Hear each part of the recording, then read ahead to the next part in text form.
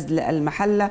وطبعا عارفين غزل المحله بيمرنها الكابتن الكبير كابتن فاروق جعفر. شوف مع بعض الكابتن خالد 3-1 اعتقد نتيجه كبيره لإنبي، ورأيك في يعني هدفين بيسجلهم صلاح عاشور وهدف بيسجله أحمد رفعت.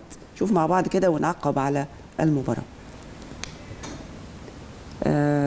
غزل المحلة ده كان تاني لقاء ليه وتاني هزيمة لغزل المحلة في الأسبوع الثالث من مسابقة الدوري الممتاز لكرة القدم. ده يمكن الهدف الأول لفرقة إنبي، طبعا صاروخ حلو جدا من لاعب وسط الملعب لأحمد رفعت، قدر ان هو يعني يروحوا جون ويحطها بعقل. بعد ما استلم الكرة كويس يحطها بعقل ببطن رجله على شمال مهدي سليمان حارس فرقة غزل المحلة. ويمكن التعقيب طبعا نتيجة منطقية، يعني من وجهة نظري نتيجة منطقية ان نادي إنبي يقدر ان هو يفوز على غزل المحلة. غزل المحلة السنة دي ضم عدد كبير جدا من اللعيبه الجداد، عنده جهاز فني بقياده الكابتن فاروق جعفر على اعلى مستوى. ولكن المشكله اللي هتقابل فرقه غزل المحله الانسجام ما بين هذه اللعيبه، يعني هؤلاء اللاعبين لسه كلهم جداد، هياخدوا وقت عقبال ما يحدث الانسجام بينهم والاستقرار بينهم والتفاهم. فيمكن دي تاني هزيمه.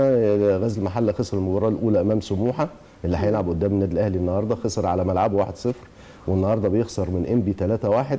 اللي انا شايف ان هي نتيجه برضو يعني ده فرصه طبعا ضايع. ده هدف المحله، ده هدف المحله اللي سجله محمود ابو زيد. ده لعيب إنبي هيطلعها من جوه الجون ولا ايه؟ لا مش باين في المونيتور ولا ايه؟ واضح خطا دفاعي. هو واضح جدا انه خطا دفاعي. حارس المرمى خرج حارس بره 18 خرج كمان بره 18. فده يمكن هدف التعادل، ولكن نتيجه منطقيه لنادي إنبي.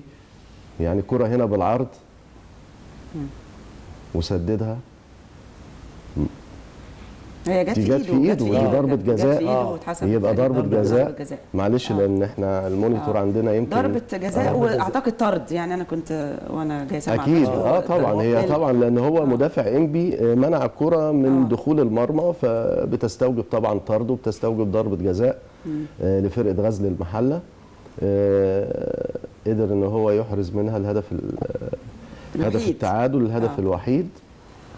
ولكن نتيجه منطقيه بالنسبه للفريق إنبي اللي عنده استقرار اكتر وعنده امكانيات لعيبه برضو على مستوى عالي، وعنده جهاز فني بقياده محمد حلمي برضو على مستوى عالي.